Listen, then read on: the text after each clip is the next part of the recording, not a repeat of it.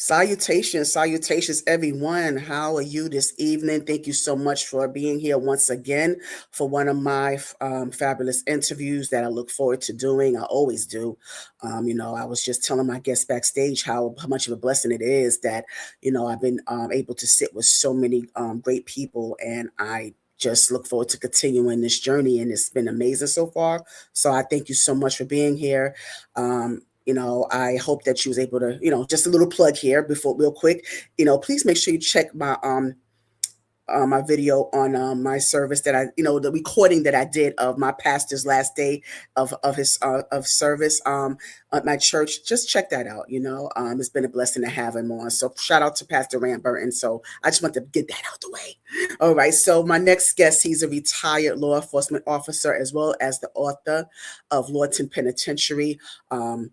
And so I just look forward to speaking with him about that journey as a former corrections officer and, being a public servant nonetheless, and also being able to live to tell about it. So I had to make sure that I kept my bra on so I could present to you and introduce to others retired law enforcement officer and author Jay Jefferson. Here we go.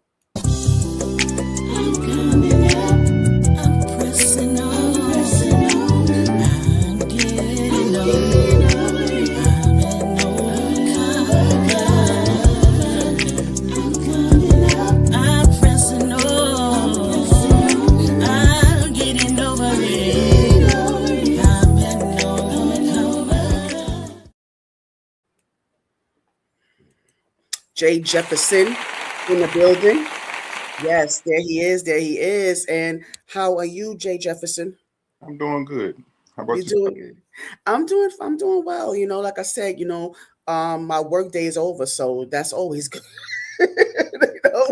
Yes. So yeah, but I thank you so much for coming on because I want to get a perspective. There's so much I want to cover, and I know we don't have much time, but just kind of get bits and pieces of your perspective as a former law enforcement officer, especially in the climate that we in. So I really want to dig into that. So I'm glad that you're able to take the time to sit with me. I really do appreciate that. I just want to offer my gratitude there. You Mm. know, yeah. So as a law enforcement officer, because I know, like, normally I start from the beginning, like childhood, but I want to just kind of put a hold on that real quick because um, just based off of the climate that we're in right now, like I said, the last few years, and not even, I'm including um, current events, like we talk about the Nolan Wells case and the Carmelo Anthony's, and people still talk about George Floyd, and and just the climate that we're in, and just the overall interactions, the relationships between the community and law enforcement. So I want to kind of dive into that real quick. Jay, is that okay with you? Sure. Yeah, so I want to. Okay, so let me just kind of frame it a little bit more, because I know I put a lot out there, right? So it's just because there's so much I want to kind of pick your brain about, and I just want to get your honest perspective. I don't want no PC version here, no political correctness, okay? Because I know there's going to be some perspective that I'm going to share that may not sit well with anybody. It's going to be an unpopular opinion at times, so I just want to kind of add that disclaimer as well. But I just want to make sure that how important it is for you, in your position, to have an honest perspective about this, right? So I want to dive a little deeper, like I said before, into how, different perspective of how we need to, um, how the relationship between the community, civilians, between us and law enforcement. How do you feel that we need to make it more effective? Let's start there. I think to make it more effective, let me say this. I'm Washington D.C. is considered the South, but it's close to the North, right? Georgia is more southern, and when I look at policing compared to D.C. and Georgia, I could see some differences. Okay, for instance, in D.C., we're really governed. We're really governed. All your actions are accounted for, with BWCs. Police officers in DC have been convicted of crimes. And when I look at policing in the South, I see them getting away with stuff that we wouldn't be able to get away in Washington, D.C. So I think the region has a lot to do with it too. And what's the reason? I can't say the reason. I'm in Washington, D.C. Washington, D.C. is a political town. So stuff will make the news here. It's going to be addressed. And let me say this about DC. If you make a complaint on a police officer in DC, it's going to be investigated and investigated seriously. Now, I can't speak for down south because I'm not a police officer down south. I'm just going by what I see on the news. I see a lot of things that I see take place down there that wouldn't fly up here. Yeah. So, in your perspective, Jay, kind of based it off what you just said, how do you feel like, or basically your experience in the jurisdiction that you've been on during your career? How can we be more effective? How do you think? Well, I think the best thing that happened with law enforcement is camera phones, BWC, documentation. And whenever you come across a police officer, and I'm saying in the South, because in DC, I don't really know about Atlanta. I don't know if you have BWCs in Atlanta, but document all your actions. And I think that's very important. Yeah. So yeah. Okay. And also, body cam footage and stuff like that. But sometimes, even with documenting, sometimes the narrative is always shifting. Right. And it's hard to, because my perspective, I always try to get a perspective based on the overall outcome, because there's going to be a lot of content, commentary, there's a lot of investigations going on, and always there's always going to be some pieces that that need to be filled. There's always certain things not adding up, and there's always more context needed, and there's always going to be their word against their word, and there's always going to be those type of conflicting issues, right? So that's why it's a struggle for me when because me honestly, honestly, Jay, I don't look at news. I'm not a fan of the news. I try to keep myself aware. Don't get me wrong, because I know what's out there, but I'm just not. I've never been a fan of the news. I never went out my way to watch it, because it's just when I try to avoid engaging too much, because I know that is going to come across as if um I'm picking the wrong side, so to speak, and I'm really not, So let me give you an example of what I'm talking about. I don't know if you remember. I don't know if you heard the story about, it was this I think, I don't know, I think she was a foster girl, and I believe she was like 15 or 16 years old, and she got into a tussle with her aunt or something like that, and she went inside to call the police. Okay, after everything was said and done, I think there was some camera footage from across the street, and now instead of her staying inside, she still provoked, or she still went back outside and started fighting with someone, and so she came out with a knife, and she was about to stab this person had the cop not shot her in the back. And so, and I know, like I said, again, this is one of those unpopular opinions. I feel like there's certain times when the shooting is justified, because I know a lot of people might say, why did the cop have to shoot her there, or why couldn't he shoot her in the leg, or why, it depends on the positioning, it depends on the angle, it depends on what the lead up was, because it was either her or the other person that he was trying to that the cop was trying to keep from stabbing. I remember. Yes. Okay, you get where I'm going with this? Yes. Okay. So if you look at the video, I wish I had it. You see the knife, and you see that cop had to take certain measures. Mm-hmm.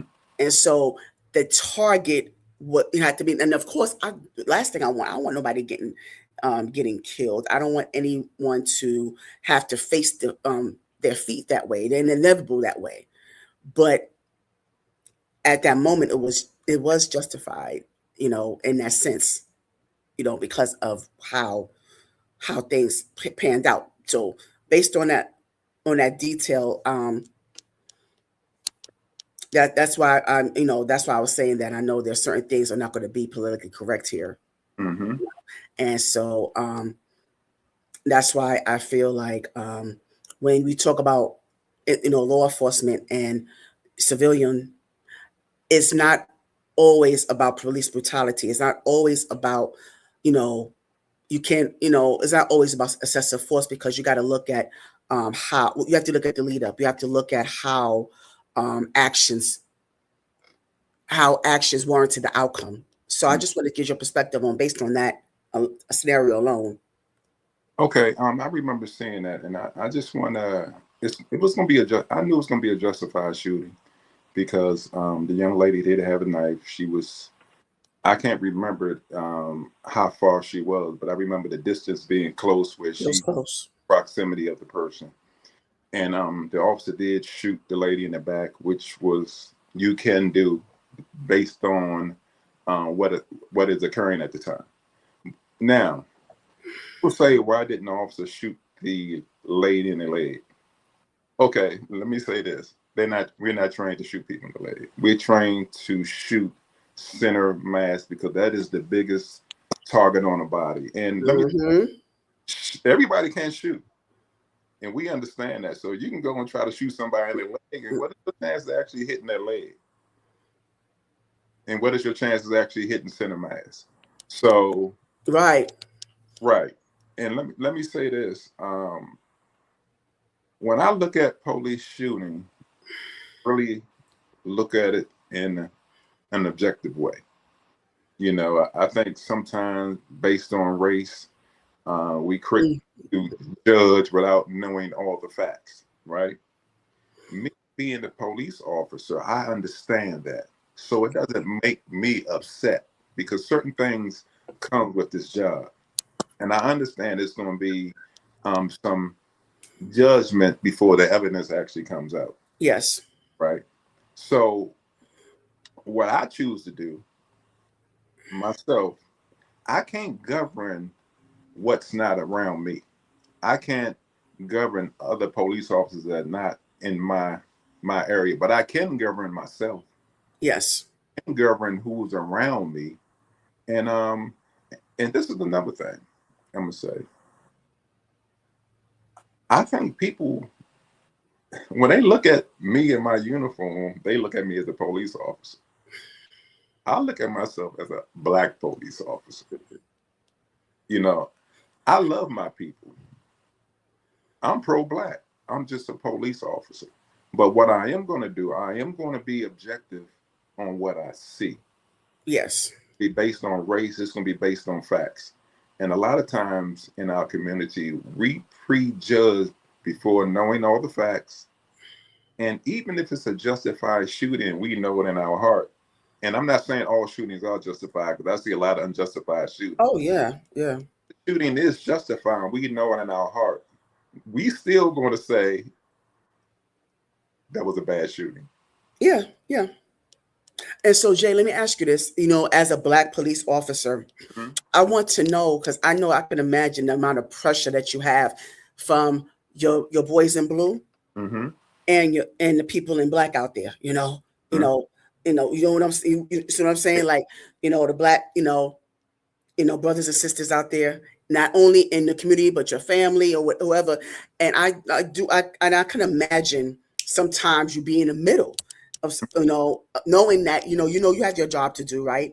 But Mm-hmm. you're still a man at the end of the day. You're still human, but you still have a job to do, because when it comes to law enforcement, most of us understand that we don't. Most of the cops, we don't. You don't come into the job with the intent of killing anyone, or I mean, I'm sorry, offing anybody. I got to be careful what I say on here. You don't have your overall agenda is not to harm anyone. It's safety is the primary focus. You're risking your life. And thank you for your service, by the way. I just want to make sure I say that. You know, but I just want to know, what kind of pressure do you have? You know, knowing that you have to maintain some level of loyalty to your fellow officers and fellow constituents, within your career, as well as your loyalty to the people, as far as the members of your community. Well, me, I'm gonna be fair, I'm gonna be straight across the board, and I don't agree with your statement because I think some officers do come on the department with the objective to harm people. And Mm. the ICE shooting in Minnesota, Mm. when the lady was shot in the head, or when the guy was on the ground and also walked out. Yeah, I said most. I said not all. Yeah. Right, Mm-hmm. right, Mm-hmm. right. So I can't say officers don't. Mm-hmm. Right? I can say I don't. My when I came to work, I prayed every day before I went out on patrol, and I prayed that I didn't have to actually shoot someone. You're right. But let me say this about police also. We are not a monolith. We are Right. Mm-hmm. we are not all not one thing. Now, just because I come in and I say my prayers, hope I don't have to, shoot anyone. You got some officers, and I know for a fact are gun ho. Yeah. Yeah. So we are different. But even though we get grouped all together, and I understand why, we are all different. Yeah. And I'm I sorry. ain't in good faith say all law enforcement comes to work without the intention of harming someone. No, not all. Right. I'm just. Yeah. And so when you see that, because you like I said again, it's that pressure. Going back to that pressure part, I know you mentioned, yeah, you have to be made neutral. But what about, as I know you have had this, during your time, where you had to have that pressure to um, have to be a certain type of way when to appease certain people in the community, like I said before, like outside of the loyalty to your comrades. What type of pressure do you have to have when it comes to loyalty to your community? Because talking about when talking about, especially mainly the Black community. That's what I want to Let say. me say this: I'm governed by morals and principles. Okay. So my morals and principles are set in stone. So I'm going to always do the right thing. Okay. It's me, and I'm not going to allow you to do the wrong thing in my presence. So when you say pressure, I don't have any pressure when it comes to that because I'm guided by my morals and principles and doing the right thing. Okay. Yeah. So I'm glad to hear that. 'Cause so you remain neutral in this, because you know that um it's about right or wrong. Because I'm a person of principle as well.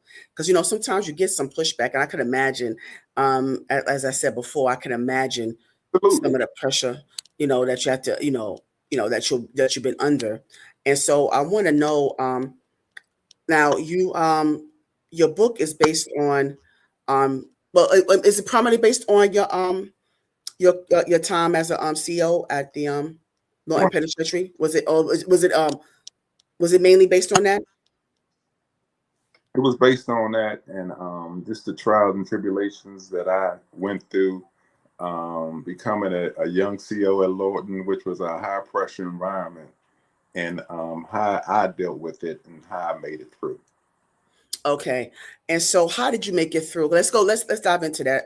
Because since we here, we're gonna, like I said, trust and believe. We're gonna get to your backstory. Oh But yeah. but since we're already here, and you because I know, like, you had when I spoke with Terry T. Miles, shout out to him, and he was speaking on his encounter with you, and how you was able to develop a bond, since his time away. And you had some pushback about what was said, because, and I understand that. I understand that, there's certain code language or certain things that should not be, well, and even though we know that he didn't mean any harm by Let, it, but let me there were say this. certain things that, that there's, should not be. We addressed that off camera, and I really don't want to like address. Okay. That's my brother. Right. And talked about it, and some things. One thing about me is certain things for the camera, and there's certain things for off the camera. That's my brother. I love him. Right. We talked about it. We both ended with we love each other, and I'm gonna leave that for. Okay. And now, if you don't mind. No, absolutely. Because I wasn't going to get that deep into it, but I was going somewhere with it, Okay. Yeah, that's why I said, but I wasn't going to go too far. I understand that, and it's duly noted. Mhm. And so the reason why, I wanted to kind of segue into how, during that time, especially in that space where you were at the penitentiary at the time. And again, we talk about, the pressure involved when it comes to you maintaining your position, but also being able to really understand the plight, Mhm. against some inmates, not all, because there's some that belong there, but some have other circumstances. So that's what I was getting at. Like how do you how were you able to balance that, between. Um, I'm not a judgmental person. And I think to be able to do any job effectively, especially being a correction officer, you can't take anything personal, really. Right. And I see them as people. I didn't see them as inmates. And I think that's what made me effective. I wasn't standoffish. I didn't treat them like they was below me. I treated them like they were equal to me, right? And I think that's what made me effective, because one thing about correction, Lawton was a very violent prison, right? Mm. But, DC inmates, they have a reputation in the Federal Bureau of Prisons as being the most violent. I understood that when I walked through the gates, right? So one thing about me, like I say, I am everything I do is about morals and principles. Morals and principles. So I'm gonna treat them guys with the utmost respect at all times. I'm going to communicate with them. I'm going to look them in the eyes and tell them when they wrong.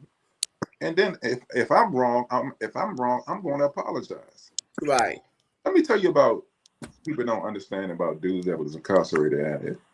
A lot of times you might get into maybe a little verbal altercation, right? Mm-hmm, mm-hmm. 9 times out of 10, them brothers, if they was wrong, they gonna come back and apologize to you. Oh, okay. Do they? Back and apologize to you. And people on the outside of prison might see them in one way.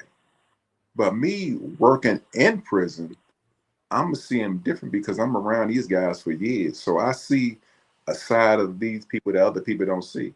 And you're right, there's some dudes in prison, you like, well, he don't need to get out. Mm-hmm. But it's some people in prison, the most talented Yeah. Yeah. Lorton. The most talented brothers I ever met was inside the prison system. I Smart, agree. talented, and they just used they just, they didn't, let me say this. Maybe they didn't use their talents in the way they should, but we had some talented Mm-hmm. brothers. I remember this one dude, and I remember his last name. His last name was Beckton. And when he drew a picture, he made it come alive. Mm. And he can also play bass. He can also sing. It was just that's what you had in Lilton. Yeah. So Yeah. I'm seeing all this talent. I'll be like, damn, man. So with me, Faith, I respected them dudes. I treated them with the utmost respect, and they respected me. But let me say this: I had to go through my bumps and bruises to get to that point. Oh, of course. In prison, no respect isn't given to anyone. Nobody, no inmate, no staff member. You have to go through your bumps and bruises. Mm-hmm. Mm-hmm. Yeah. So let me ask you this: can you take me through, um, how did this start your journey start for you? What made you even get into this. I mean, it had to come from somewhere. You had to pull from something, because there had to be a reason why you decided to enter into law enforcement, because it's not for the weak. It's not something and it's not something you do just for a paycheck, believe me. So it had to been, something that drove you to this space. What was it? I did for a paycheck. No, let me tell you the story. Nobody grows up wanting to be a correctional officer. Have you anybody? No. Nobody grows up wanting to be a correctional officer. That's why I said, what took you there? Officers, doctors, lawyers, But what happened was I was in college, and my girlfriend at the time became pregnant. Okay. College for business management. So I had to find a job. So I dropped out, and I was in maybe for 2 years. I'm working this dead end job in a neighborhood guy named Brian Caesar. He was working down Lord at the time.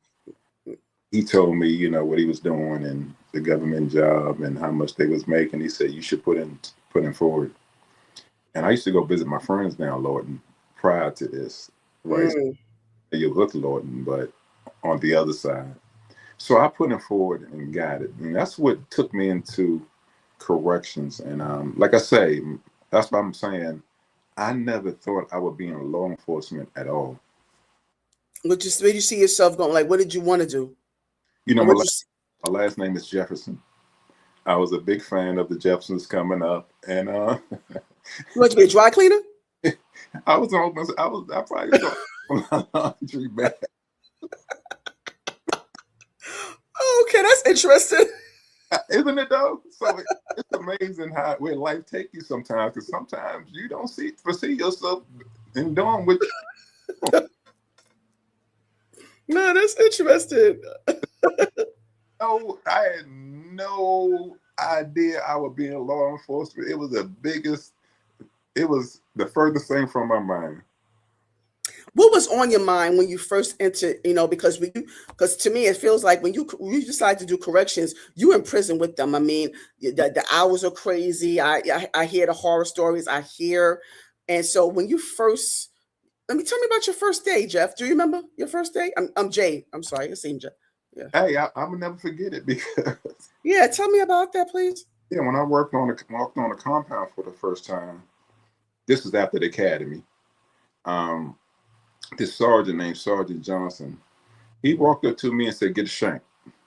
Oh, he told you that? Yes. He said all the inmates have them. He said, "You better get one." So imagine you coming to okay. For the first time. Yeah. I read about that. I actually read that in your one. I think it was like in your book. I think it was in the forward. Was it? It was a place in the book that you said that. It was an early chapter, earlier. Yeah. Mm-hmm. So that was my introduction. So imagine you come to work and someone's telling you should get a shot. Yeah, like that's real welcoming. Yeah. So that was my first day. And when I was in police academy, we had this other lieutenant named Lieutenant Dog. He brought weapons over there that was found inside of Central Facility, just to show us what we would be dealing with. And we were seeing stuff like machetes. Oof. So, I mean, I had an inkling, but when you walk into that facility for the first time and someone tell you the first thing you need to do is get a shank, yeah, make you think twice. Make you think twice. So keep going, Jay. I can hear you. Yeah, it's gonna make you think twice. So that was my first day on the compound. But I'm saying, so can you give us more about your first day as far as the interaction with the inmates as well? Yeah, when you first come on the compound, they know you a rookie because you look like you knew. I was the youngest dude on the compound when I first got to Lawton. In the prison that I was assigned to, I was the youngest guy at that time. Most of the officers were older, who had been down Lawton for a long time. And your first day is basically you're gonna meet up with a training officer. He's gonna just take you around and different parts of the prison. And while you walking around, you have people whistling at you like cat calls. They do. Oh, they really do that? Yeah, what cat calls and dudes threaten to run you up out of the prison. They're gonna put that shank up in you. It's just, Oh, wow. So they really do that. So that's not just on TV or movies. oh yeah, no question. But So they try to intimidate you. yeah, yeah. Were you at any point at all? It's okay if you were. Oh, I was terrified. Oh, okay. Okay. Yeah, Okay. but say this, I never showed it. Right, right. Yeah, you're not supposed to. Never showed no fear, but I was scared my first day, my second day, my third day, my fourth day. I could keep going. What was the Jay, let me ask you this because I want to know throughout your time, and I know that your career has taken many paths and you had many motions. There were times where you were vulnerable. So let me ask you this: during your career, when you had those moments where you felt discouraged, I know there were moments that you wanted to quit. You was unsure whether or not this was for you, and I know you had those moments. I mean, so how did you cope with those? Like, what are your mechanisms towards, pressing your way towards this? That's a great question. I'm gonna give you Thank two. Um, the first thing with my daughter Tamika, you. you know, Okay. Hmm. I had to feed her. You know, Hmm.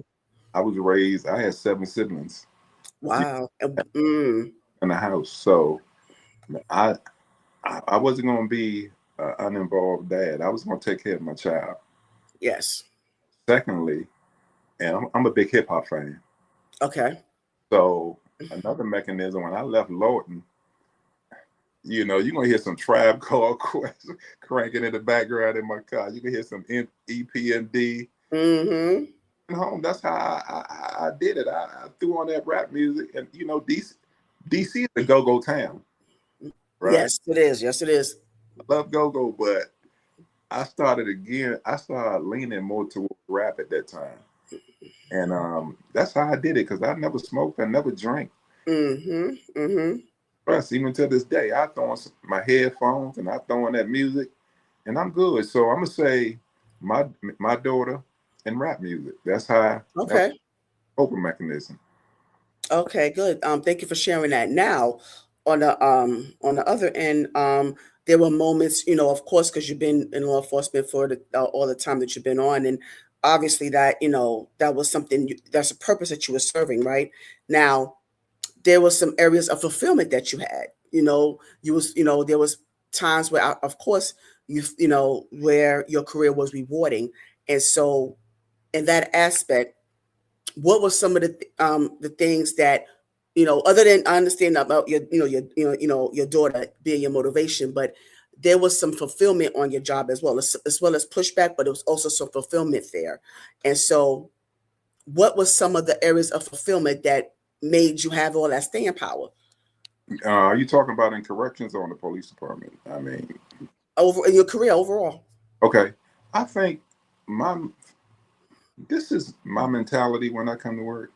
Mm, I think if all police officers had this one objective, this should be your main objective when you come to work, it would be a better system.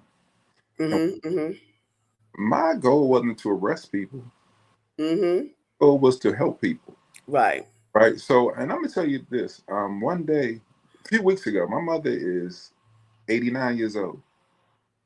89 years old. I take her to church every Sunday. And when I walked in the church, this girl recognized me. And when she recognized me, she came up to me. I recognized her too. She came up to me, she hugged me, and she told my mother she thinks about me all the time. I hadn't seen her for years. Hmm. About me all the time. And she really appreciated what I did for her. Mm. What you do for her? Well, let me okay. Oh, okay. No, it's fine. It's fine. No, when I became a police officer, we had this area of DC. I was assigned to the 7th district, and we had this area. It was in the 900 block of Savannah Street, and it was a high prostitution area for Okay. drugs, crack, Mhm. high prostitution area. And I really wanted to help these girls, but And I understood the only way to help them is to get them in drill programs, right? Mm-hmm. So, and what I did was I got to know them all personally. I treated them like they were ladies. I talked to them, Mm-hmm. tell them, I don't want, I don't like seeing you getting in other men's cars because all of y'all are my girlfriends and I get jealous. That's how I used to deal with them. Yeah, yeah, that's good. That's good. And this is the only way you can get them in trouble program. They used to always have warrants, right? And I used to arrest them on these warrants so I can get them to court, so the court could put Mm. programs. So it's been a lot of times that I've been out and I done ran into these girls and they with their husbands now, married with kids, and they Wow. come up to me, they hug me, they introduce Wow. me to their husbands, and this is one of them girls, right? Wow. Well, she said, Jeffrey, she told my mother, wasn't for your son, because I was persistent too. And I knew them all by their names, right? And like I say, I treated them like they was all my women. Not in Right. I treated them like they were human. Yes. I totally get it. Right. And I think, and I done had so many people come up to me and it's just crazy. I done had a lot of people come up to me and tell me how I affected their lives. And that's something that people don't see. Yeah. And I'm the type of guy. I play the background. I'm not a braggadocious person. I'm laid back. I'm low key. But when I see this, and when these people come to me, it makes me know I did good. Wow, yes. And that alone right there, Jay, I really appreciate you sharing that because that is so amazing to me. And I really appreciate that. I think you on their behalf too, yeah, because I think that's so amazing. But okay, so also let me ask you, have you done traffic patrol? Well, let me say this: in patrol, as a patrol officer, you can do traffic. You Like, could do, but uh, have you?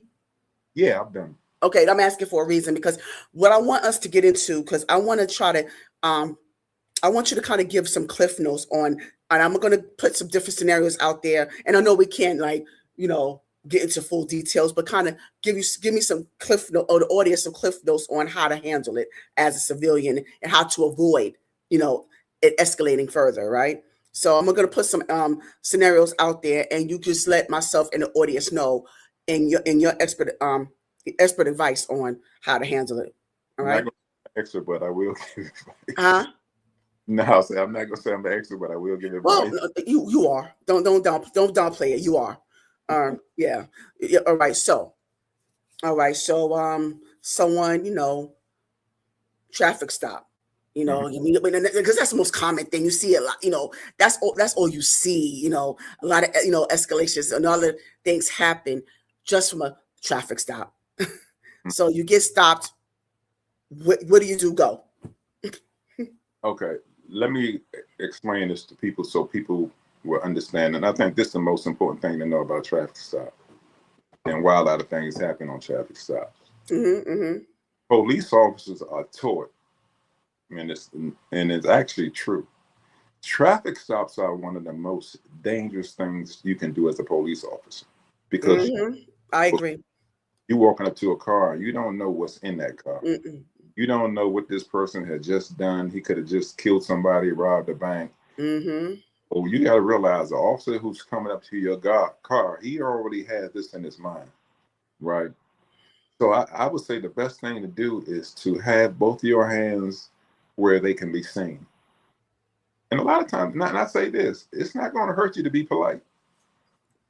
Follow directions and follow directions.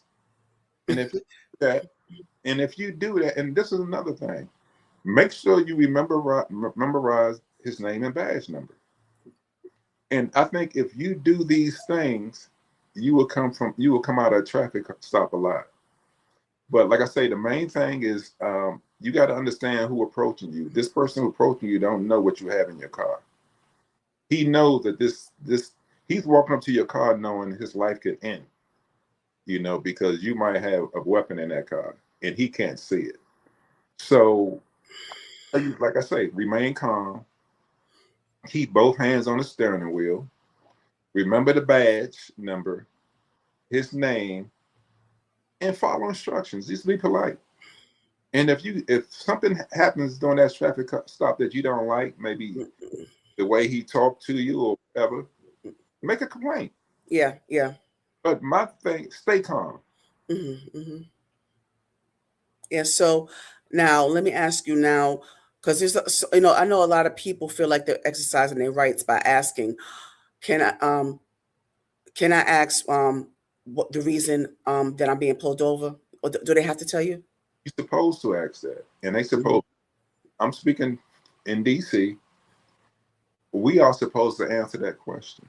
But let me say this, a lot of times police officers won't answer that question because until they have everything in their hands and know everything is under control. So what they want you to do first, someone might say, give me your ID first. Because they Yeah.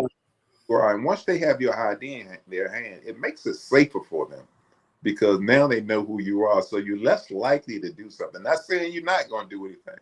I'm saying you're less likely. So once you hand over your information to that officer, he more than likely going to tell you why he stopped you. But like I say, follow directions, give him your ID, and then ask him. And more than 9 times out of 10, unless he's an asshole, and we do have them, he's going to tell you because we are trained to tell you why we stopped you, and you should know that. Right. Hmm? Okay. Thank you for that. Now, the next scenario, and you have a lot of this happen too. And I know I think it might be kind of tough, for you to kind of give like a, um, because this particular scenario is multi-layered here when it comes to domestic disputes. A lot of those going on. So let me just give one. Um, where you have a person that call, it could be a man or woman that calls, police, and, over domestic dispute, and it's so hard because it's always their word against, because they always tell you believe the woman first, and we all know better now. I think we should know by now that that's not always the case, right? But it's so hard to decipher, because you have, especially if you have a dispute where they're both the aggressors, Mm-hmm.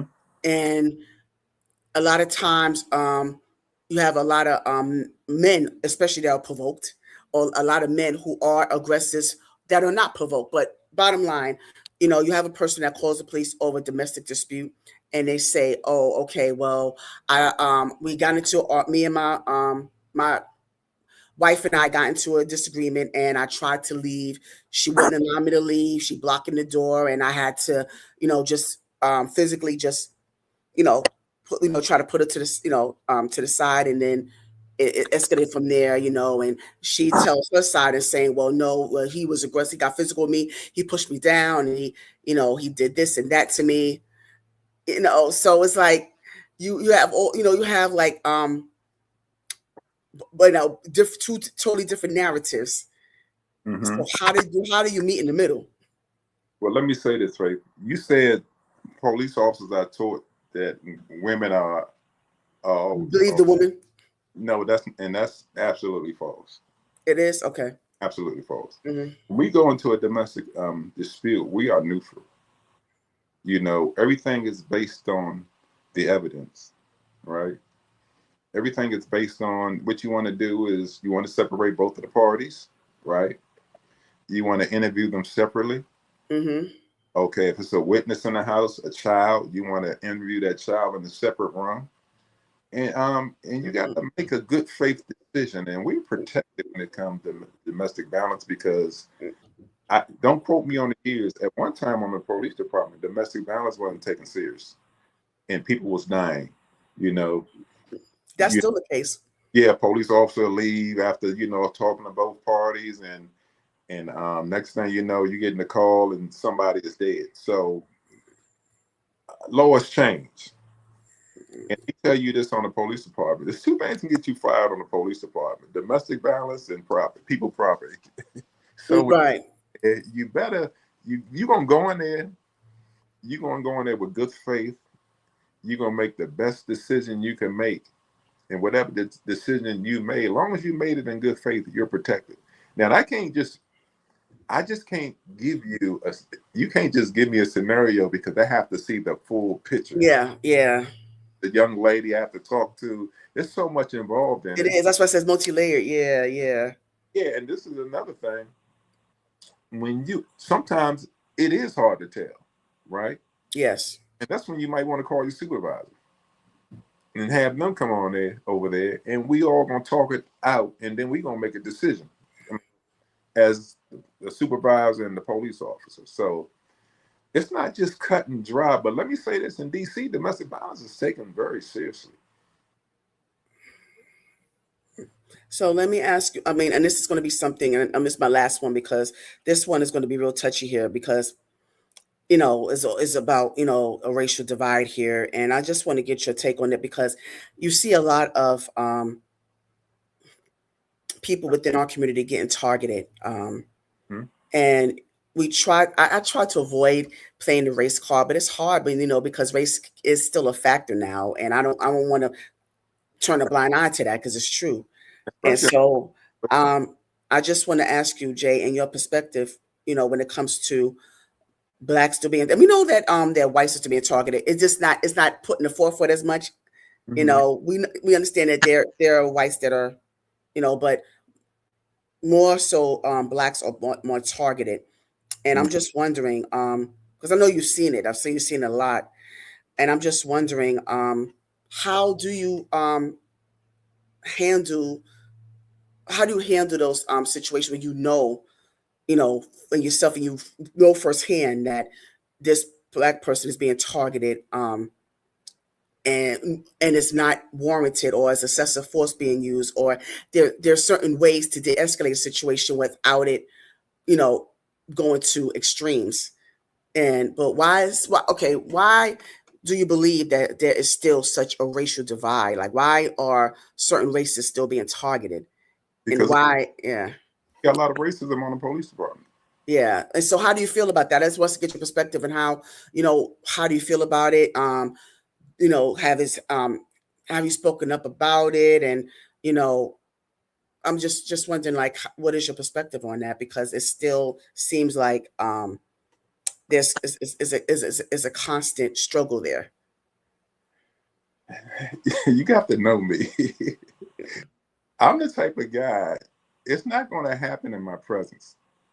It's not going to happen in my presence, and that's just how I am. And have I spoke up about it?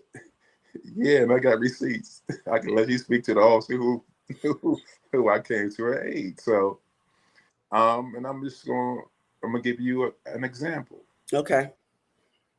I was My whole career was spent in, and I can't say this. I'm not gonna say this officer was being racist, but he was right, and he was talking about a black woman. But Mm, I actually saw him being racist is not the truth. But because of the way I am, the way I am, I'm going I'm going to do me. I'm about more than principles. So it was this young rookie officer, and she was new. She was having problems, because the police department. It's a lot. When you new, it can be overwhelming. It's a lot to learn. So this particular day, she was late for roll call. mm, When she was late for roll call, they called her name, and this was the white supervisors mm. called her name, and she wasn't in. She was in. Somebody said she's here, but she's in the locker room. Right. So when this white officer yelled out, she needs, she needs to quit anyway. So, and I got receipts, Mm.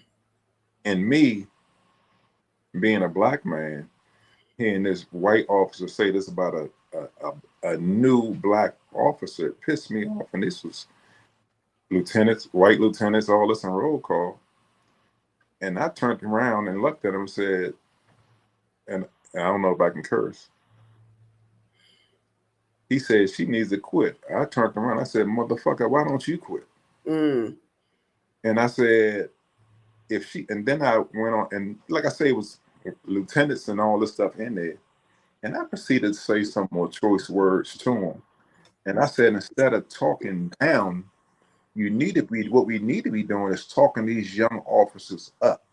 Yes. Right. And that's the way I am. So I'm not going to really, people know how I am. So when people know how you are, they're not going to do certain things in front of you. Mhm. That's just it. White officers ain't going to do certain things in front of Jeff because they know Right. how Jeff is. And when I cuss him out, like I said, I cuss him out in front of lieutenants. Mm. Lieutenant said Jeff is right.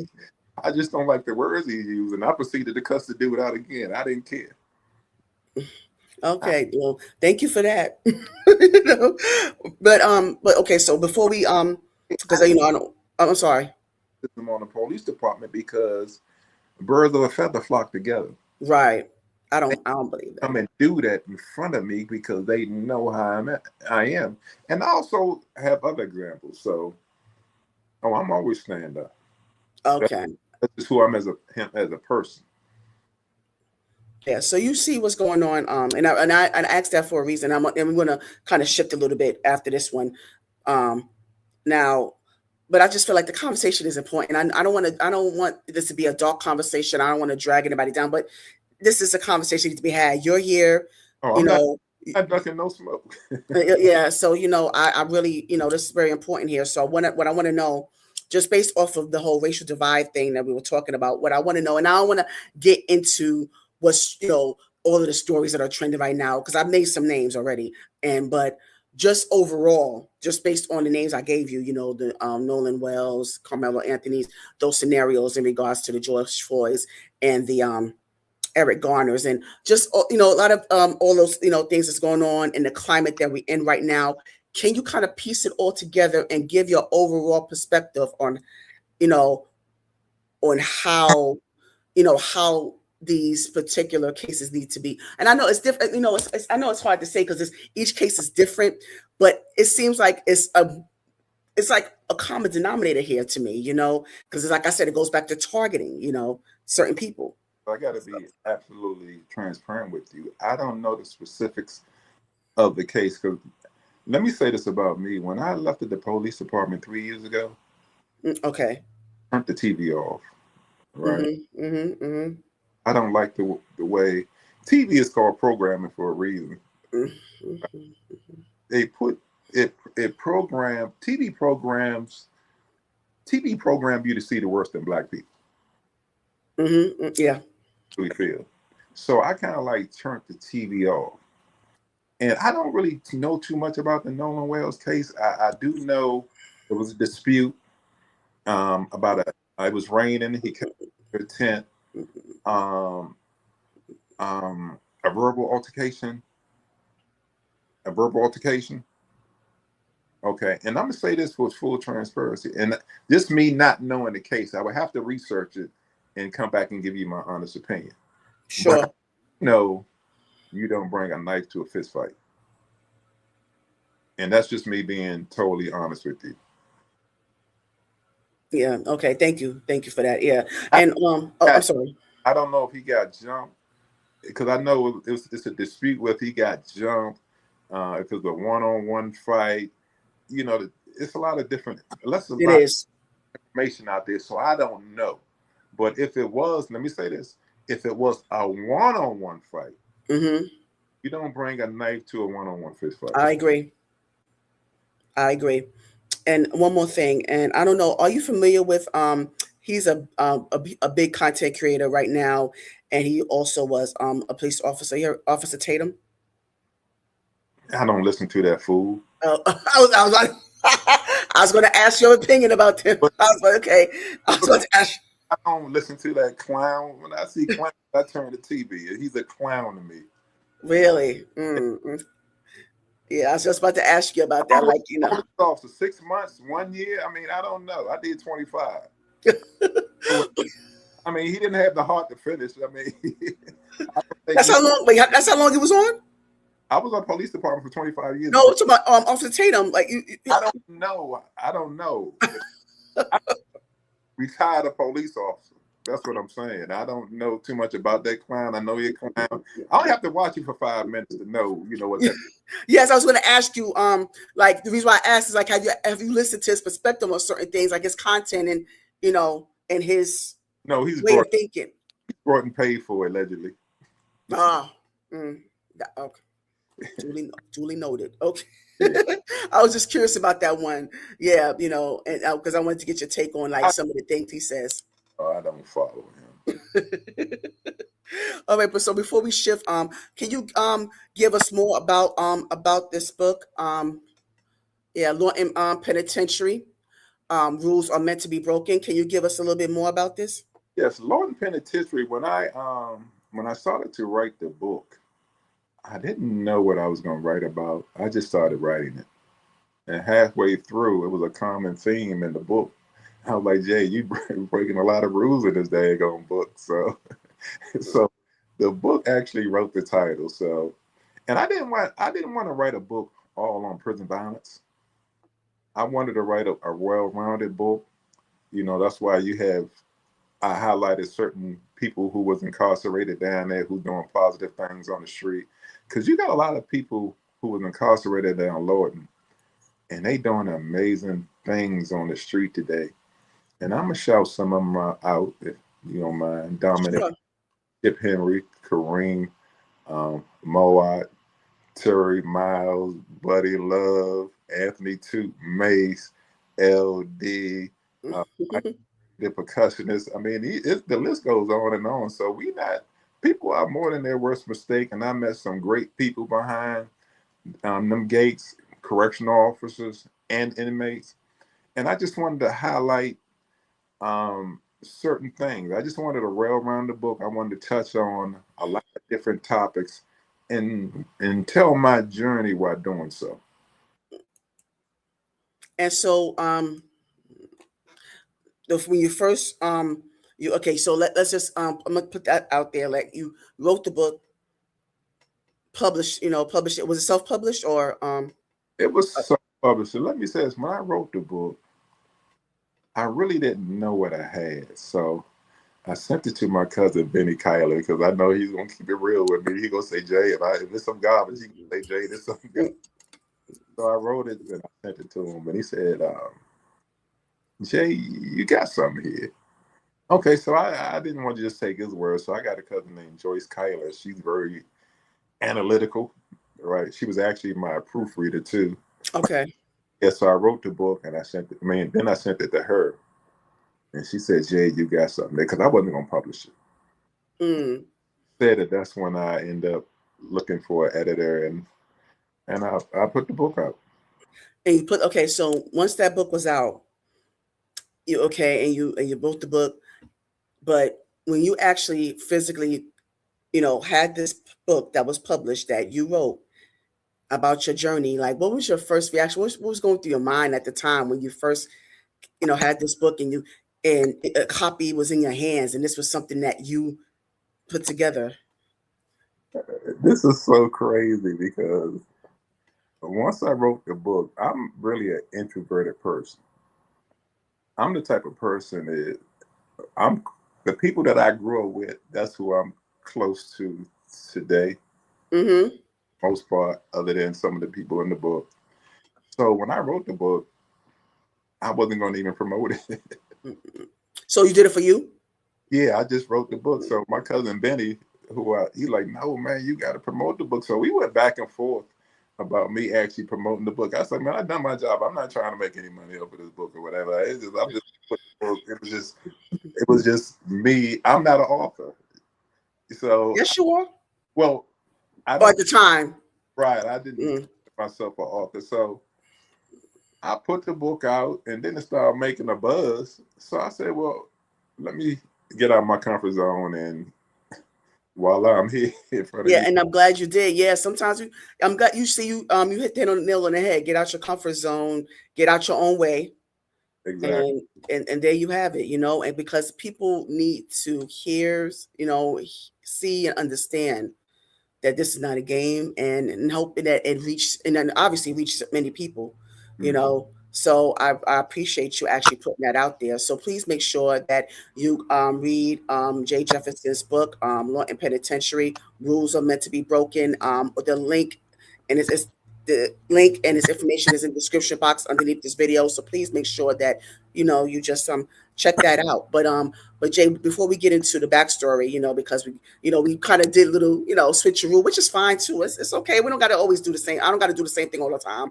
It's my platform. So what? Leave me alone. So, but I was I was on a roll, Jay. I was on a roll. I was enjoying the conversation. I was loving what you was sharing with me. So I just had to kind of pull more from you. I was, and I appreciate you entertaining me, indulging me in that. But I also appreciate, like I said, your service. You served your purpose and you reached so many people in the community. I'm sure you're still doing that, but especially during your career where you were able to reach so many people and being able to, have the opportunity to just kind of watch the people and the lives that you touch throughout the years, and being able to live and tell about it. So I just want to make sure I give you your flowers, that you deserve for that. Yeah, absolutely. Absolutely. I want to make sure I do that. Yeah. All right. So now, we're going to get into your backstory. Because I gotta hear this. I gotta hear about where this all come from. Where did Jay Jefferson come from? Where were you born and raised? Single parent household, 2-parent household. I need to know your child. I want to know. I gotta get into your childhood. I really do. I want to get into what TV shows you watch. I want to get into your inspirations. I want to get into the games you used to play, whether you play Monopoly, Trouble, spades. I want to know about, what type of cereal you used to, what was your favorite cereal? Did you come up from those humble beginnings? Did you have tea and crumpets back in the day? Did you have access to the gated communities? Or did you have piss in the elevators? Or did you have bunk beds and pallets on the floor? I want to know, did you have cousins all over the place and, bologna sandwiches and, grilled cheese, no frills? I want to know everything. Let's get into that space. I was born in Southeast DC, but I claim Capitol Heights as my home because I'm primarily from Capitol Heights. And let me say this about me growing up in Maryland. Okay. You from Maryland, they think you're from Baltimore. Right. No, but I'm not. I'm more. I grew up maybe a half a block away from the DC line. That's how close I was. So I claim that area. I don't claim Baltimore. Shout out to Baltimore, but I just had to get that out of the way because when you tell people you're from Maryland, they automatically assume Baltimore. Yeah. Mm-hmm. But all we DC go that area. So I was primarily in Capitol Heights.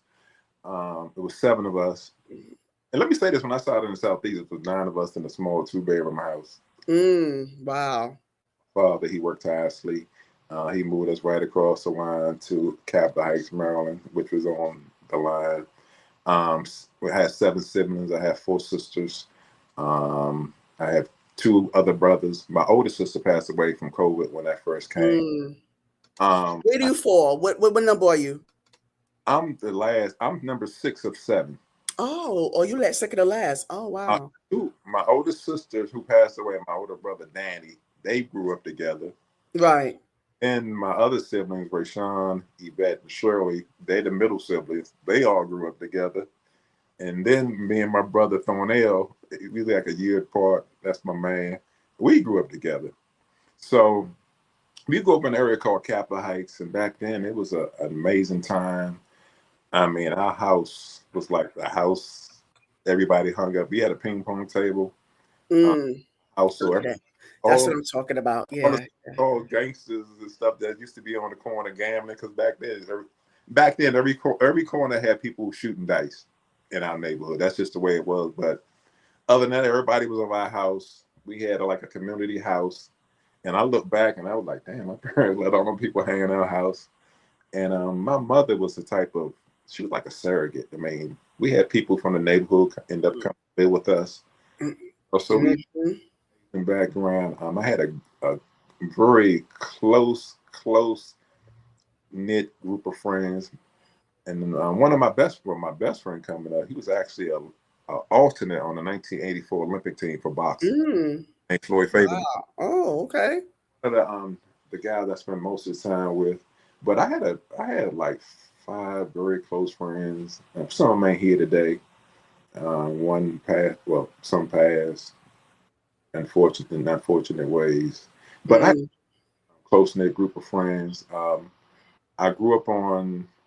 Let me tell you about Capitol Heights where I grew up. Yeah, tell me, tell me. I grew up maybe a block away from a housing project called Eastgate. It was on the DC side, but we are so close to DC, it's about a block away. And they used to look at us as having money because we lived in houses.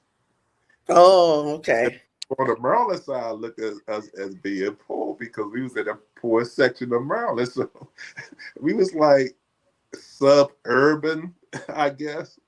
So, Yeah, yeah. As they saw it. yeah, and let me say this: at 7 years old, I got hit by a car, Mm. and it was a violent accident. And when I got hit, I was leaving church one day, and I What? Oh leaving no. church. And let me tell you this story. I was leaving church, and this is what I didn't. I put it in my book, but I failed to tell this part of my book. I was with my sister Rayshawn, and she allowed me to keep the money that I supposed to give to Ty to use to go buy me a candy bar. So Wow. she after church, we walked down to our neighborhood store, and I had this bright idea, and I wanted to beat her home. So I ran across this main thoroughfare in our neighborhood, and I Oh was no. struck at 7 years old. And as the story was told, when I was hit, the impact was so severe. I went up Oh as high my God. as 7 years old.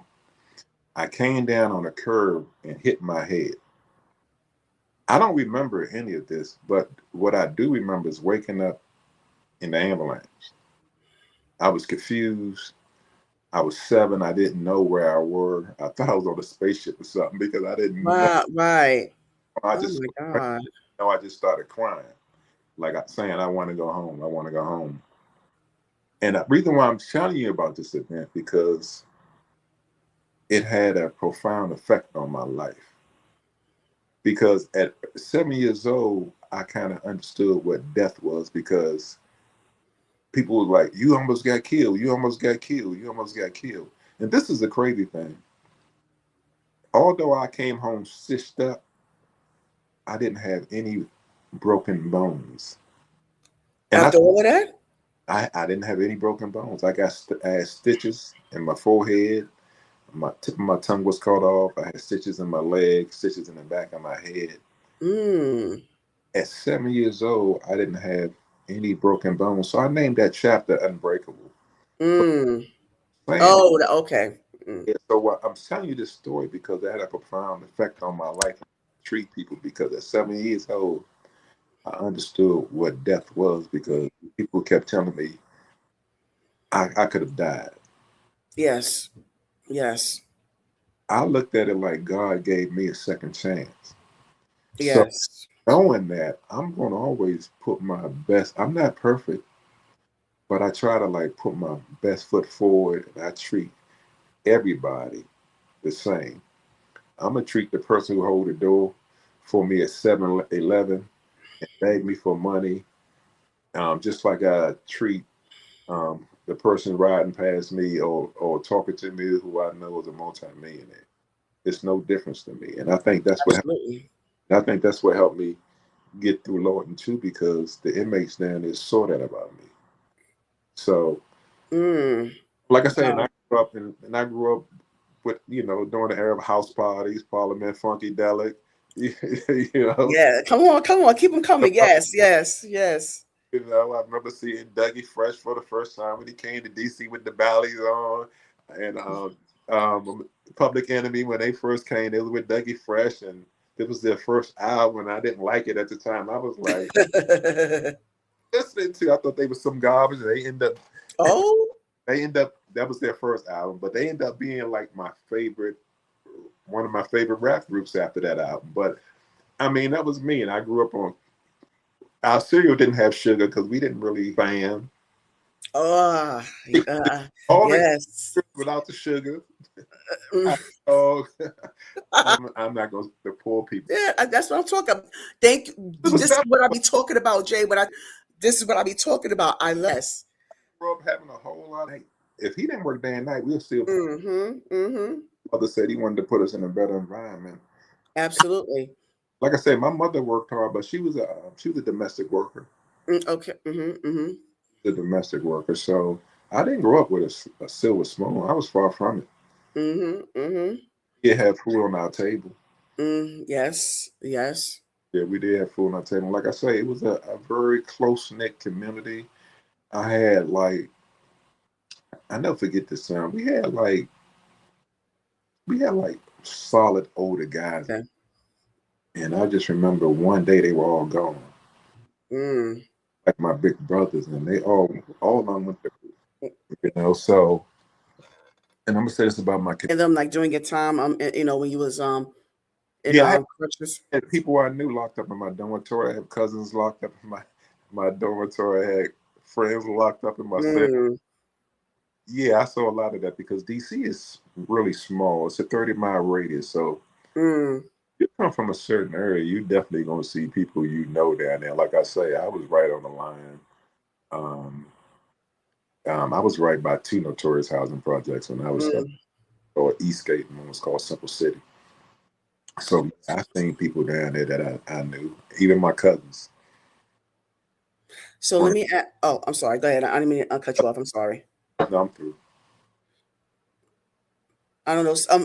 I don't. You Lolo, it's still freezing. You said it. Someone said it keeps freezing. I'm good. I mean, I don't see any issue. I never see any issues with anything freezing. Did anything freeze on your end, Jeff? Yeah, I didn't notice. I mean, are you still seeing us freezing, Lolo? Yeah, because I haven't noticed any freezing going on. Yeah, but thank you for being here, by the way. Thank you for being here. And she said hi to you too. Yeah, let's share that. That's Lolo. Yeah, she's another content creator on YouTube. Make sure you check her out. Subscribe to her. Yeah. So what I wanted to ask you, if you just kind of based off of the experiences that you had, um, what type of superhero would you be? What would you, if you were a superhero? What would your name be, and what would your power be? Well, well, my favorite superhero was Power Man. He was a black superhero. Who was it? It was who? Power Man. You Who might was never that? look him up. He probably was the first black superhero. I never Power Man. Oh yeah, look it up, Google him. Yeah, I am. I'm like, who's that? Wait, who said was Power Man? I would be Power Man, but if I could have a superpower, I would be able to be invisible or to read people's minds. Oh God. I mean, would you? I mean, do you? I mean, you really want to take on that? One of the two. Oh my goodness, would you really want to take that on? But let me ask. So, what was your name be? What would your name be? Um, I'm just gonna go with something basic, Black Man. Come on now. Hey, You got to be more creative than that. no, that is creative. Black, No, black man. black is my favorite color, so everything comes. Okay, let me see. Power Man. Power Man. Yeah, Mm-hmm. I'm still looking. Yeah, yeah. So let me see here. Yeah, because I never heard of a Power Man in my life. Let me see if this is who you talking about. Let me see. Power Man up. Is this it? Whoop! There you go. Power I'm not gonna tell you no lies. Man. I never heard of Power. Okay. Come out. Look at. Wow. Oh, Luke Cage. Oh, this is from. Oh, okay. I heard now. I heard of Luke Cage. Okay, then So, yeah, it was Power Man. Luke Cage. oh, okay. Oh, That's who I would be. okay. Oh, thank you for enlightening me on that one. Look at that brother right there. All right, thank you for enlightening me. I'm like, who the heck is Power Man?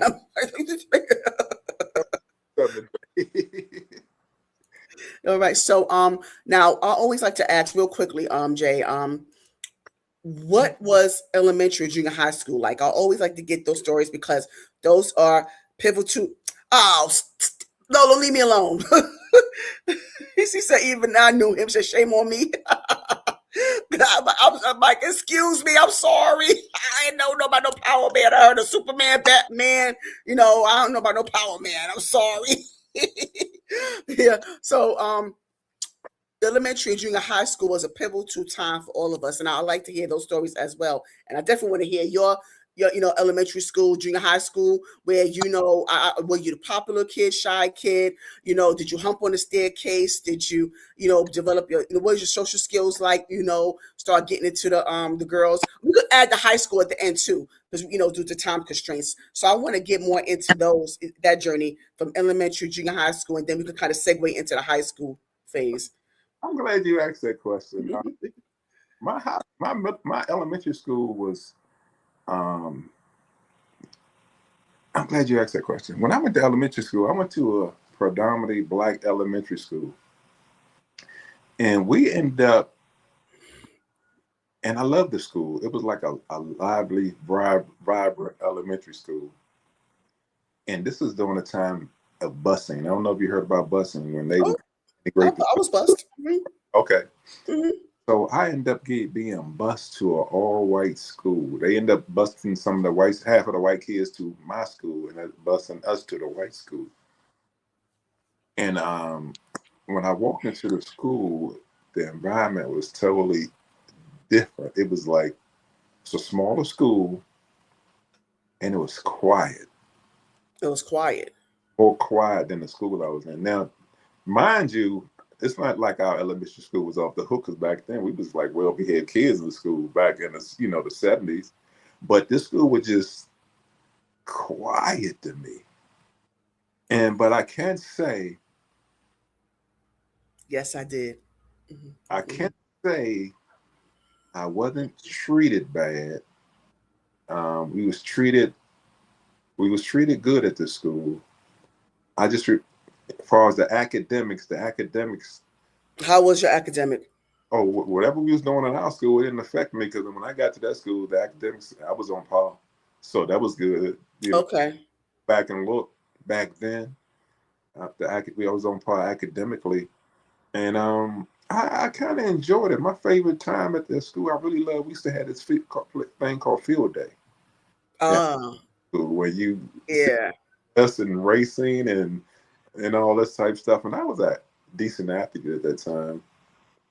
And I'm just telling this more story. One of my best friends coming up, and I miss him dearly. His name DeHaven Reed. I miss him every day. Mm.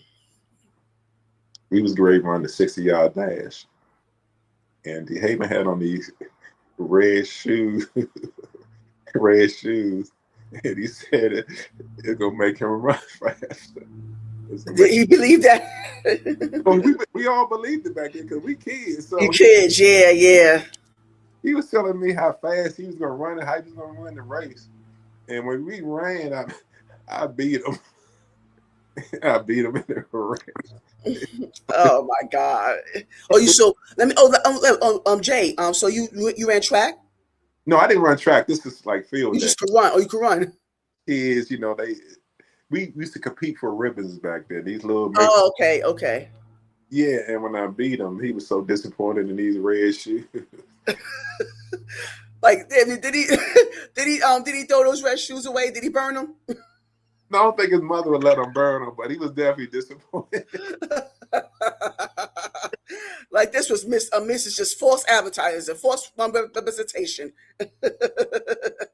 So did you join, did you play any sports? Did you join any clubs, at the time, during your school years? Little league football. Little league football. Football. I played a little bit of basketball. I wasn't great at anything. I wasn't really, even though I love sports, I can't say I was active in them, but I did play little league football. And I played basketball when I was in middle school, but it was for recreation and not for my school. Got you. High school, I didn't play anything. I just went to school. Yeah, you just want to get through. Lolo said you should have let him win. So you can't you don't just want to just make him believe that those red shoes actually made him run faster. You want to make him believe that, you want to give him that false pretense. Yeah, yeah. Don't give them that false pretense. Yeah, exactly. Like let them know the reality of things. Like don't give them that false pretense. Like, Yeah. So, oh, I'm sorry. Go ahead. You was about to say something? I guess, excuse me for a minute. Okay. When I laugh a lot, my nose runs. I don't know why. Yeah. No. No. No. You're not the only one there. It's Okay. another content creator that happens to as well. She always when she laughs, her nose runs. Yeah. Yeah. So Oh, let me and ask you, like when did you start dating? Did you start like when did you start dating? Did you hump in the staircase, by the way? I ain't helping to scare face because back then girls was hard to y'all was hard to get. We were, oh, really? We were? well, I'm gonna say in my area, they was hard to get. It was totally different, boo. But no, I didn't do that. Ain't like I didn't try, but I'm sure you did. You had to at one point. that's Yeah, just, I'm glad you said that. I'm like, nobody want to be real about the humping in the staircase. I don't know why. I was unsuccessful. Yeah.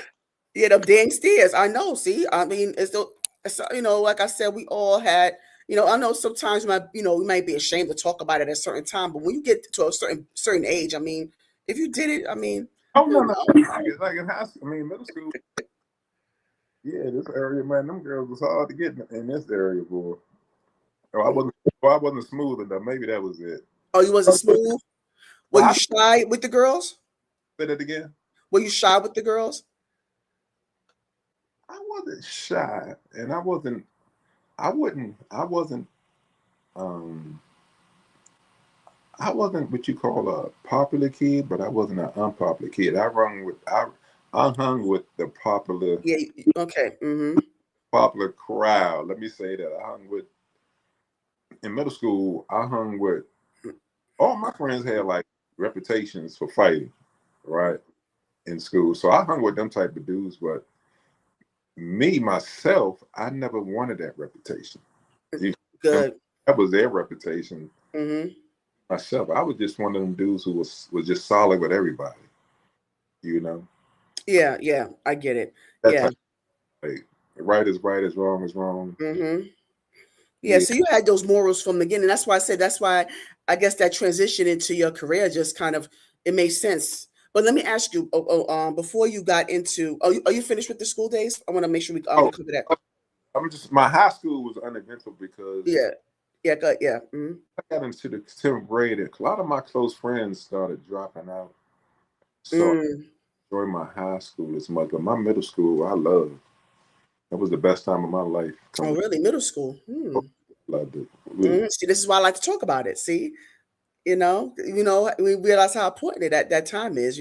We just always think that it's just, it's part of our journey, as part of our educational journey, but it's so much more than that. It's a pivotal time. We know it's all about the self discovery. And what did you discover about yourself at that time? Because you're talking about self discovery. At what time? Middle I school. mean, middle school, yeah.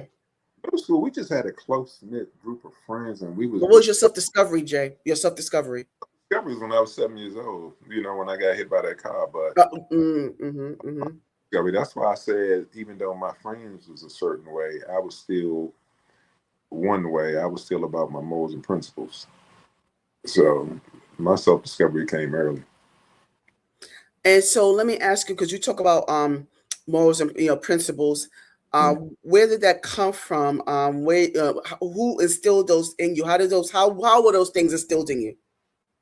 That's a good question. I don't know. Like I said, and I'm gonna say this: my father worked all the time. He wasn't really a on hands father Mm, because he had to get out there and work for us. yes. Mm-hmm.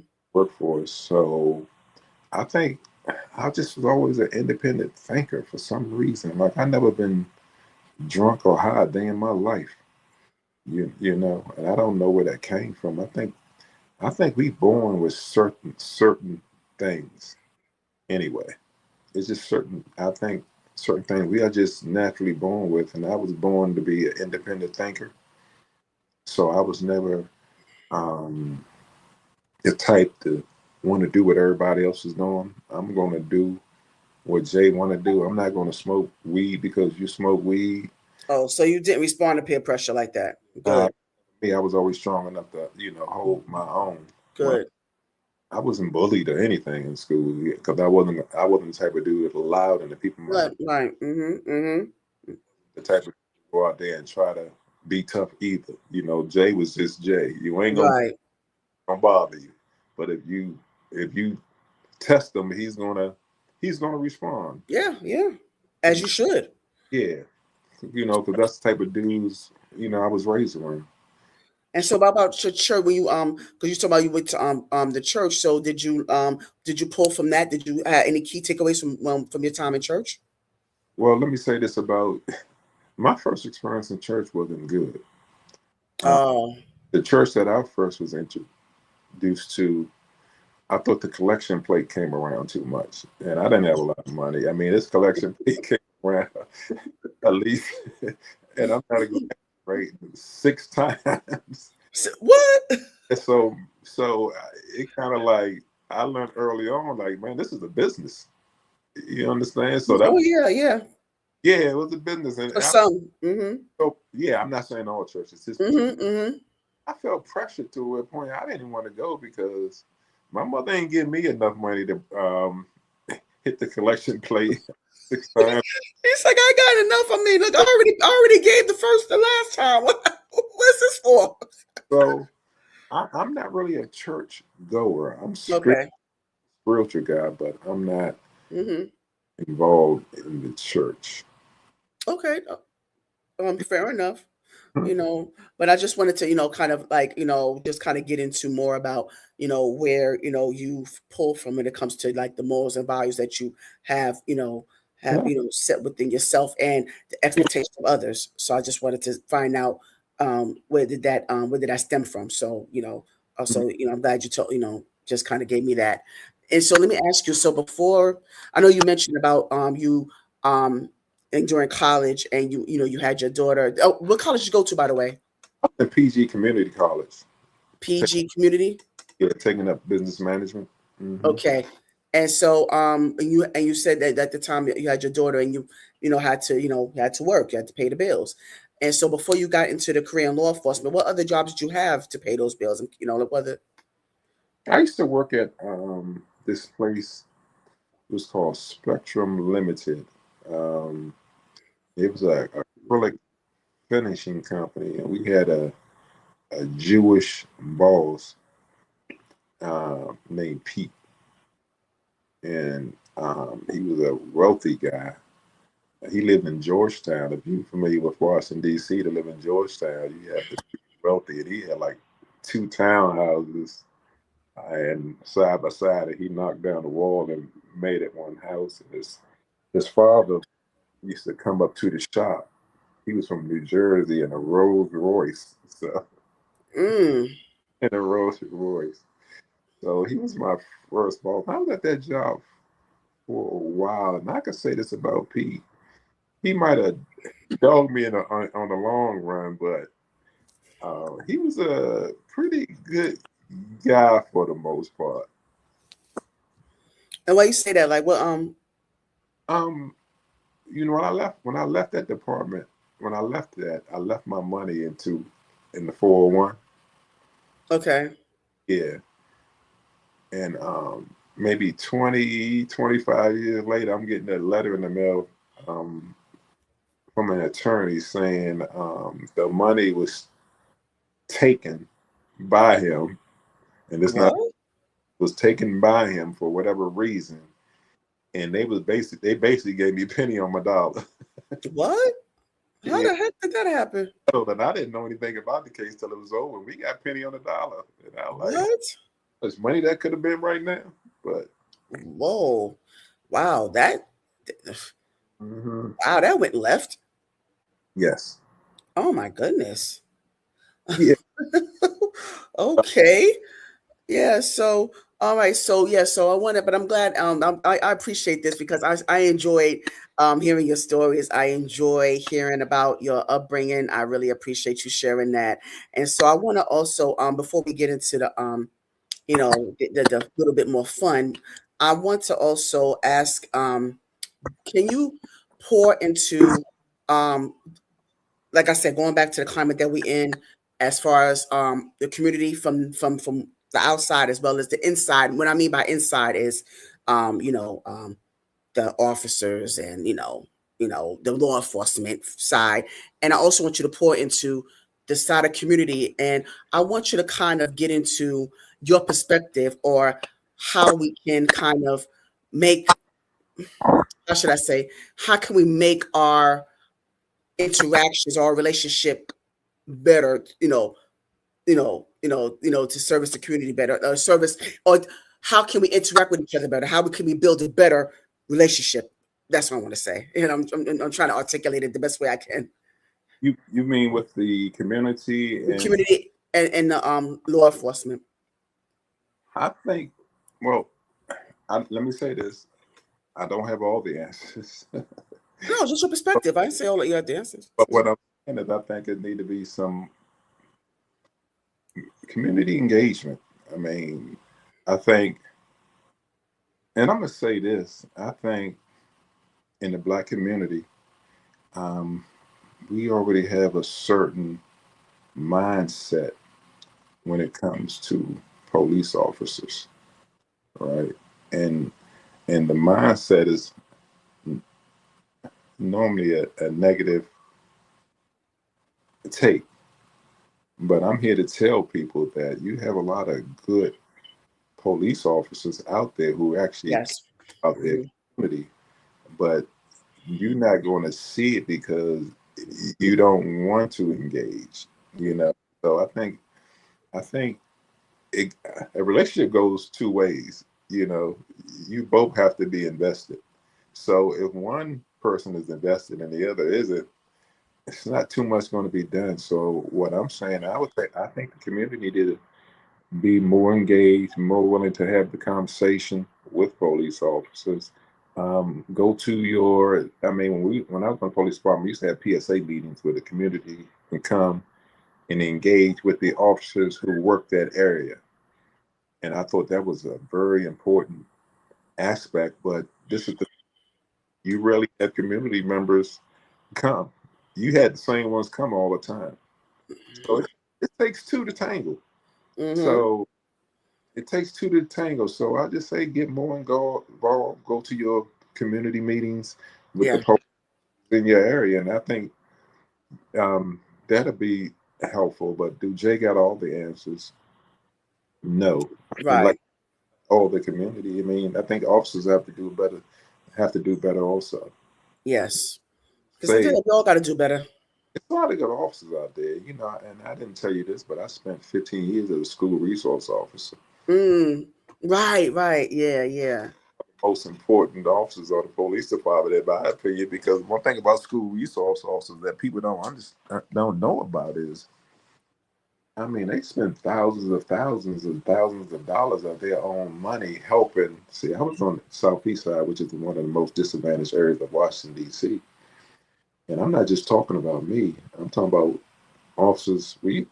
Not just me. We spent thousands of dollars of our own money that weren't reimbursed to us. It was just we doing it Mm-hmm. of our house, buying school clothes, books. I myself, I done bought pregnancy outfits for so young lady can keep coming to school. We used to invest Mm-hmm. in so it's a lot of good officers. There's a lot of officers out Yeah. there I'm glad you mentioned that. Yeah. Yeah. things. I mean, good things, but you don't see that side. But Right. I tell you, it's a lot of good. Not often enough. Yeah, you don't see it because they're not going to show that. But it's Yeah. a lot of good things, and they spending thousands of dollars out of their own money, you know, on these kids. Because a lot of these kids in Southeast don't. Where we worked was without. So we used to make sure they had their prom dresses. We had made sure they had clothes. We had made sure they had shoes, we books. We made sure they had jackets. I mean, school resources are, like I say, was one of the most important aspects of Metropolitan Police Department, in my opinion. And shout out to all the school resource officers out there because Yeah. I Shout know how out to them. y'all community. Yeah, I'm glad you shared that. Yeah, thank you for reminding me because I meant to bring that up before. So yeah, thank you for that. Yeah, but I appreciate, your perspective on that as well, because like I said, sometimes we do have to kind of kind of view things from a wider lens. So that's why I wanted to kind of get your perspective on that. But also, let me have a little fun with you, Jay. I like to enjoy, a little game that I like to play called This or That. All right. Here they come, yo. Here they come. All right. So I'm sure you're familiar with this segment that I enjoy with my guests. You good? Yeah. Okay. Yeah. So this or that, I'm gonna come up with random stuff, and you can't plead the fifth. You can't choose both, either one or the other. And if you're not familiar with a particular, you let me know so I could change it, because I want you have to be sure that you're familiar with both things Mm-hmm. to choose from. All right. All right. So EU or Chuck Brown? I love them both, but I was a big EU fan back in the day. Okay. Yeah. Doing the butt. So yeah, that's EU. It's case people for those that don't know. Yeah. All right. So potato salad or macaroni salad? Macaroni salad. Oh, okay. Okay, and I actually I can't wait till I hear this one. Sardines or pork and beans? I'm gonna go with sardine. I couldn't resist that one. I did this with Jeff Stewart. He's a police officer. He's from DC as well, and he said, "No, I don't think he chose the sardines." So I wanted to hear what you had to say. Sardines. These are sardines. Oh, you like a good old sardine sandwich, huh? I don't eat either, but it say this or that, so I had to choose. Oh, you have to. Okay, okay. I said, I don't eat either. Yeah. I couldn't resist that one. Okay, so corrections or police department? Whoa. I'm gonna say Yeah, I'm glad. I see. I love to stick them. I love to stick them. can I Yeah. tell, can I tell you why it's so hard? Go ahead. Well, the police department gave me a pension. Oh, But I learned my biggest lessons. So mm. that's a good one. That's a good one. So what happened when you're stumped? You have to choose one or the other. I gotta say police department then. Okay, I understand it's hard. I understand, but it's just it could hey, your mood could change tomorrow, but this is just right now, right here, right now, right? Go with the money now, but Yeah, well, no, hey, you can't get mad at that at all. Yeah. So now I know you mentioned for these artists, so let me do either Tribe Called Quest or The Roots. okay, that's easy. That's tribe all day, but Okay, okay. tribe. Uh, all right, Kendrick Lamar or J. Cole? You asking me some good questions. I love them both, but I'm gonna go with J. Cole. Okay. Now, macaroni and cheese or candy yams? Macaroni and cheese. Oh, My you cousin said that real quick. cheese in the world. It's Cousin Tanya make the best mac and cheese in the world. Oh, okay, all right. Shout out to you said cousin Tanya. Yeah, Tanya. Yes, shout out to her. you know, yeah. All right. So, um, turkey wings or buffalo wings? I'm gonna go with Buffalo. Okay. Fish and grits or fish and spaghetti? You said fish and grits. Oh, I'm gonna go with fish and grits. Fish and grits. Okay. Now, Howard Hewitt or Charlie Wilson? Charlie Wilson all day. Gap band. Oh. I love me. So I better answer. Yeah, that's what I said, without a doubt, right? Without a doubt. James Brown or Jackie Wilson? James Brown. Hey. A lot of questions. No, Hey. Okay. Peanut chew or Charleston chew? I'm gonna go with peanut chew. Yeah, I got it. I've been craving those lately. Oh my lord. Yeah. Yeah, I got to slow down on that. I've been craving them lately. Okay, Laffy Taffy or Now or Later? I'm gonna go with now later. Or are you going to go with the Now and Laters? Okay, all right. And so, the Jamie Foxx show or the Steve Harvey show? I'm gonna go with Jamie Foxx. Oh, okay, okay. I think he's very talented. Mm-hmm. Chris Brown or Usher? I'm gonna go with Chris Brown. Okay. All right, yeah, because he been This, going crazy on stage lately.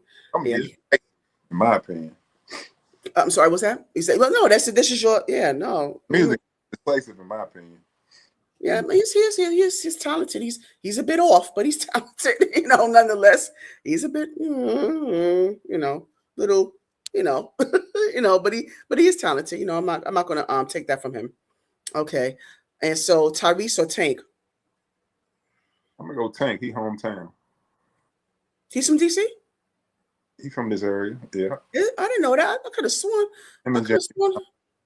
Oh, I didn't know he was from DC. Yeah. Oh, okay. I He don't went know why. to school I went to. He went to the same school you went to? High school. Yeah. Not at the same. Older. Yeah. Right, but he went, with the same school. Oh, okay. I didn't know that. Okay, so Tylenol or aspirin? I'm gonna say Aspen. Yeah, I told you. I just have random. Okay, iced tea or lemonade? I'm gonna go Ice T. Yeah, thank you so much, Nadia. Thank you so much for playing with me. That was good. That was good stuff.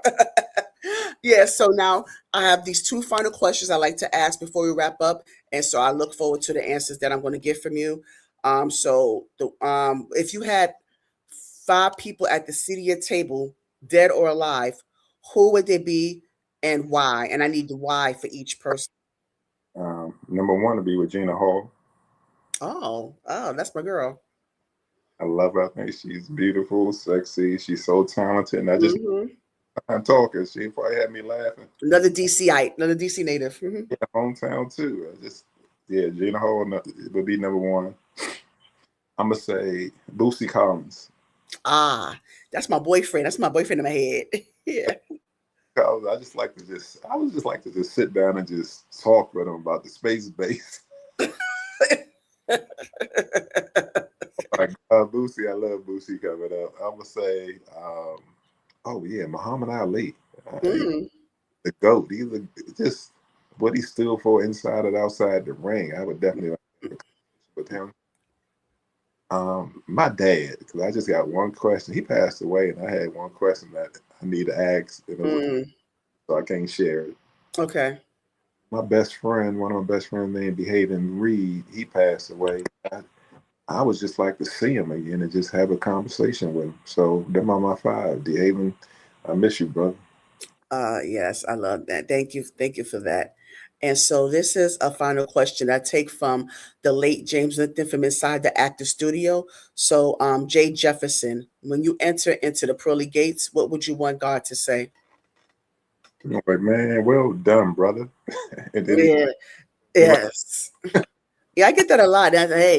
Sometimes that's you just need that stamp of approval. Sometimes, that's all there is to it. So I just really want to humbly thank you again, Jay. I mean, this was really a great conversation. I hope that you had as much of a great experience as I have because I really did.